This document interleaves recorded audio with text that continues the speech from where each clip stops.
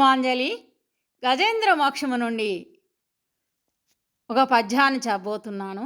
ఇది వృచాన్పాస అలంకారానికి చెందినటువంటి పద్యం.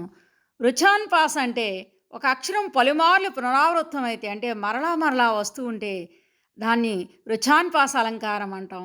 ఇది వినడానికి వీణుల విందుగా ఉంటుంది. ఇది ఒక శబ్దాలంకారం. ఇందులో డకారం అనేది 23 సార్లు వస్తుంది.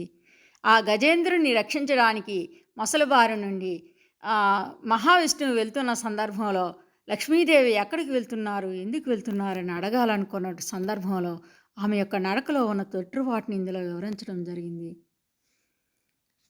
అడిగెదనని కడువడించను నడిగినంత నమగుడు నుడువడని నడయడగున్ వెడవెడ చిడిముడి తడబడ నడిగిడదు జడిమ నడిగుడు నెడలన్.